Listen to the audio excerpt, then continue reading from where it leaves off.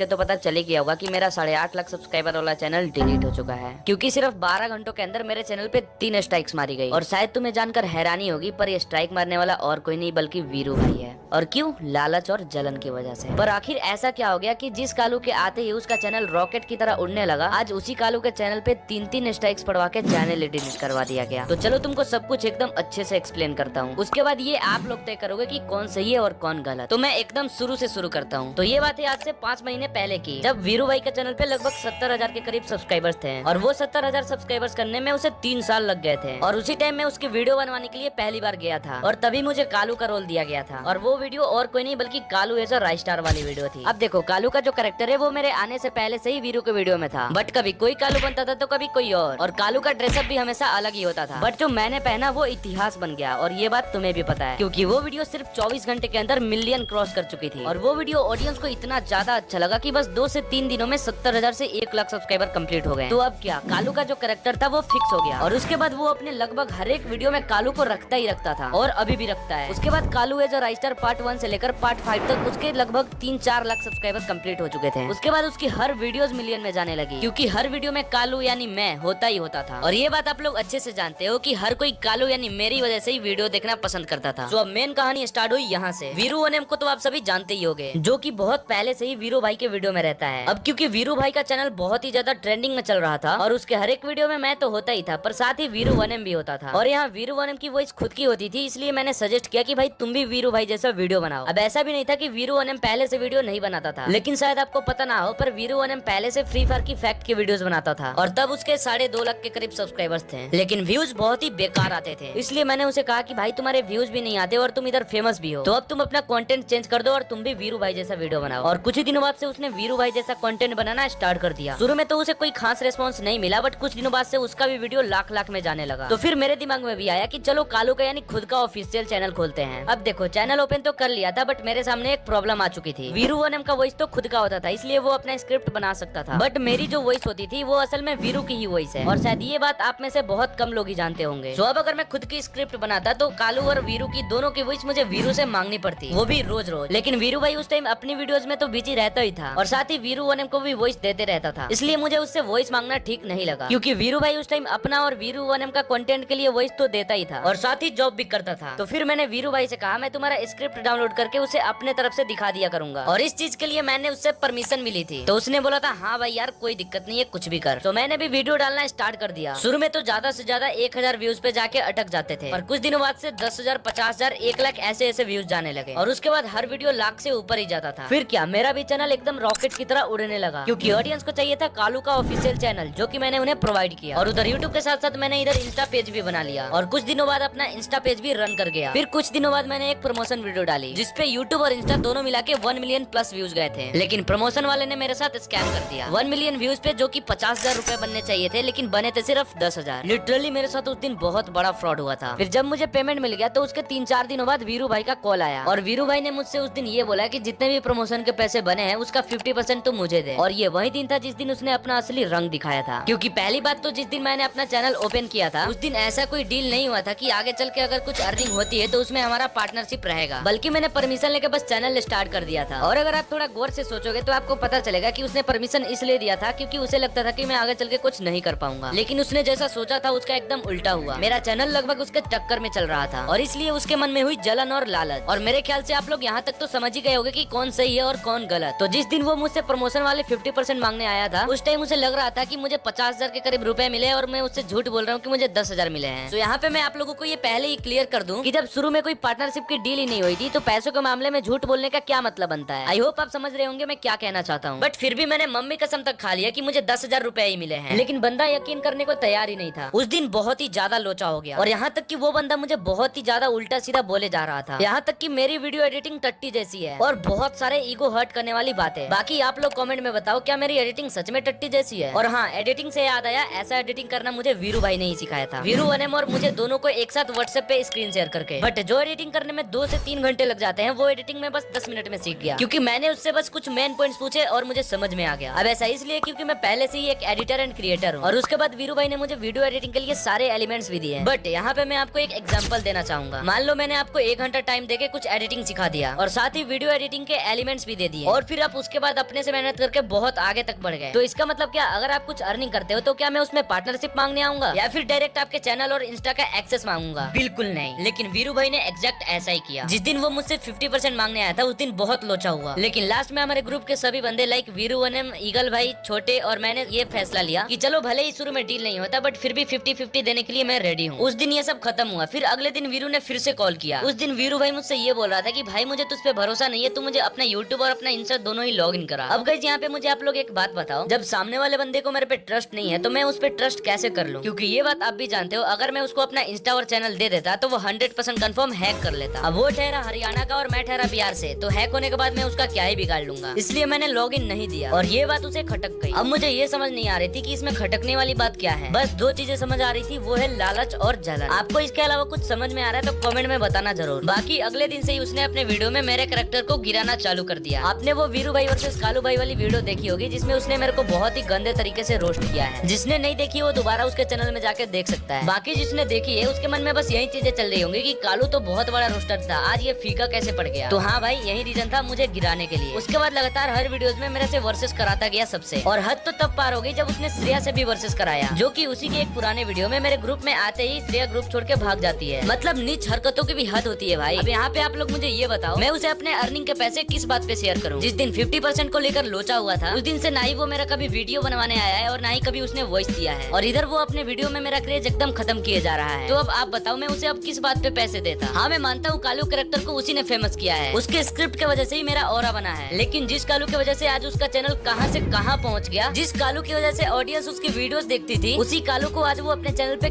गिराया जा रहा है। क्यों भाई? लालच और जलन की वजह से। अब इसी बीच मेरा चैनल मोनेटाइजेशन का क्राइटेरिया कंप्लीट हो चुका था और तब तक मेरा चैनल वेरीफाइड भी हो चुका था और मेरा सिल्वर प्ले बटन भी आ चुका है। हाँ तुम्हें ये बात पता नहीं होगी कि मेरा प्ले बटन भी आ चुका है, बट आगे मैं तुम्हें इसी वीडियो में प्ले बटन भी दिखाऊंगा। हाँ तो इसी वजह से मुझे लगा कि मोनेटाइज भी हो जाएगा, इसलिए मैंने अप्लाई कर दिया, बट अगले दिन वो रिजेक्ट हो गया रीयूज कंटेंट की वजह से। तो अब मैं समझ चुका था अगर मुझे चैनल मोनेटाइज करना है तो मुझे अपना स्क्रिप्ट और अपना वॉइस रिवील करना पड़ेगा, और जैसे कि मैंने कुछ ही दिनों पहले अपना वॉइस रिवील भी कर दिया। बट आपने देखा होगा उस वीडियो में वीरू की मैंने वॉइस ली है, तो आपको मैं बता दूं कि वो वॉइस लेने के लिए मैंने वीरू को नहीं बताया था कि ये वॉइस रिवील करने के लिए मैं वॉइस मांग रहा हूँ, क्योंकि अगर मैं बता देता तो वो अपना वॉइस नहीं देता। और अब आप ये पूछोगे कि उसका वॉइस लिया ही क्यों? क्योंकि मैं वॉइस रिवील करना चाहता था एकदम यूनिक तरीके से। और हाँ, उस वॉइस में जो वीरू का मैंने वॉइस लिया है ना, वो 10 दिन लगातार बोलने के बाद तब मुझे वॉइस मिला है। अब आप इसी से समझ जाओ कि मैं पहले स्क्रिप्ट के लिए वॉइस मांगता तो मेरा चैनल शायद आज इतना ग्रो नहीं होता, बट मैंने जैसे ही वॉइस रिवील किया उसकी जल के राख हो गई। सुना था दूसरों से ज्यादा अपने ही लोग सबसे ज्यादा जलते हैं, बट पहले यकीन नहीं होता था, बट आज अपने आंखों से देख लिया। तो जिस दिन मैंने वॉइस रिवील वाली वीडियो डाली उसके अगले दिन 28 अप्रैल को मैं जैसे ही उठता हूँ और जैसे ही मैं फोन में देखता हूँ तो मैं पूरी तरह से टूट गया था। मेरे नजर के सामने मेरे 8.5 लाख ऑडियंस बिखरते हुए दिख रहे थे, क्योंकि मेल में एक नहीं बल्कि दो कॉपीराइट का नोटिफिकेशन आया हुआ था, और दोनों ही कॉपीराइट स्ट्राइक वीरू भाई ने दिया था, एक रात को 12 बजे और एक सुबह 3 बजे। फिर मैंने उन्हें कुछ देर बाद कॉल किया और जो बातें हुई वो आप खुद ही सुन लो।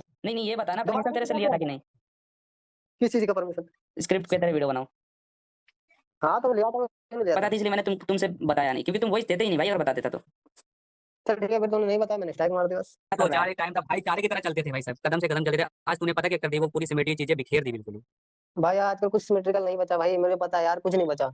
तू खुद नहीं बचाना चाह रहा था शुरू से ही, पहली बात तो पता यार। जितने बचाना चाहा ना भाई, तूने जितना कुछ बोला मैं सह कर रहा था भाई यार वीरू भाई, अभी भी यार कुछ नहीं हुआ यार, अभी भी यार कुछ नहीं, लेकिन तू यार एकदम से सब यार इग्नोर मार रहा है, मतलब एकदम से, पता है। तो भाई लोग ये सारे बातें हुई और बहुत बार बोलने के बाद भी उन्होंने स्ट्राइक नहीं हटाया, और फिर दोपहर 2 बजे को तीसरी स्ट्राइक आई और चैनल डिलीट हो गया। और फिर चैनल डिलीट होने के बाद मैंने फिर से कॉल किया और पूछा आखिर तू चाहता क्या था, तो तुम लोग खुद ही सुन लो।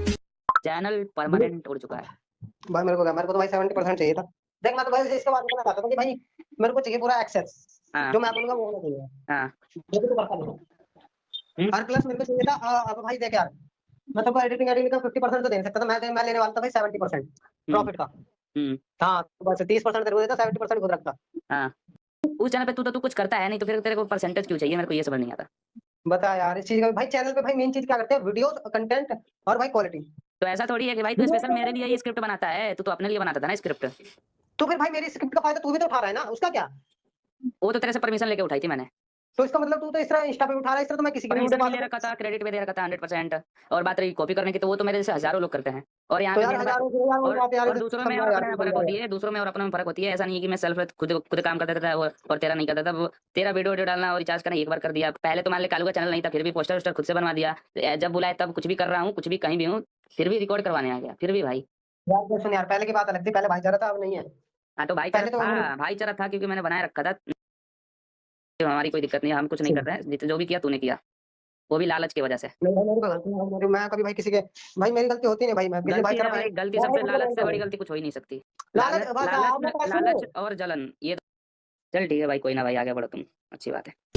अब ये बात बोल के मैंने कॉल काट दिया। बाकी मैंने कॉल रिकॉर्डिंग में जो बोला वो तो करता ही था, और साथ ही ये रहा अपना सिल्वर प्ले बटन, जो कि 1 लाख सब्सक्राइबर पे आया था। और देख सकते हो प्ले बटन पे नाम क्या रखा है, कालू एक्स वीरू। अब इस बात से अंदाजा लगा सकते हो कि मैं किस लेवल का भाईचारा चलाता था उससे। बाकी जो हो गया सो हो गया, बट अभी आप लोगों के लिए एक इम्पोर्टेंट बात, इतने दिनों से जो आप वीरू या फिर मेरे चैनल पे कालू की वॉइस सुन रहे हो, वो कालू की वॉइस वीरू की ही होती है। वीरू के वॉइस को +3 पिच कर देने पे वो कालू का वॉइस बन जाता है। बाकी मैं तुम्हें प्रूफ करके भी दिखा देता हूँ।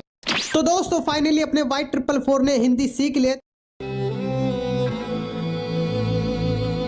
तो दोस्तों फाइनली अपने Y444 ने हिंदी सीख लिया। अब ये बात मैंने आपको इसलिए बताई, अगर वीरू अपने वीडियो में मेरे कैरेक्टर से कुछ भी बुलवाता है तो बस ये याद रखना कि वो असल में वीरू की ही वॉइस होती है, बस उसे वो +3 कर देता है। तो बस मैं ये कहना चाहता हूँ कि वीरू के कालू और मेरे से अब कोई वास्ता नहीं रहा। तो चलो अब तो मैंने आपको बता ही दिया कि स्ट्राइक कैसे पड़ा, चैनल कैसे डिलीट हुआ, और साथ ही ये भी पता चल गया किसी आदमी की सोच कितनी नीच हो सकती है। और हाँ, एक और बात, चाहे कुछ भी हो जाए ऐसे दोस्तों से दूर ही रहना। मतलब भाई बंदा चाहता तो पहले भी चैनल उड़वा सकता था, लेकिन नहीं भाई, गिरी हुई सोच तो देखो, इतना ज्यादा सब्सक्राइबर हो गया तब जाके उड़वाया। मतलब भाई 8.5 लाख ऑडियंस इकट्ठा करने के बाद उसने एक पल में बिगड़ दिया। आसान नहीं होता भाई 8.5 लाख ऑडियंस को खोने का दर्द झेल पाना। बाकी अब बस सपोर्ट चाहिए तो आप लोगों का। बाकी अब अगली लॉन्ग वीडियो आएगी डायरेक्ट Q&A के ऊपर, एंड Q&A के लिए आपको वेट करना होगा 100 के सब्सक्राइबर्स तक। और हाँ, मैं उम्मीद करता हूँ कि क्रिएटर भाई लोग भी सही का साथ देंगे।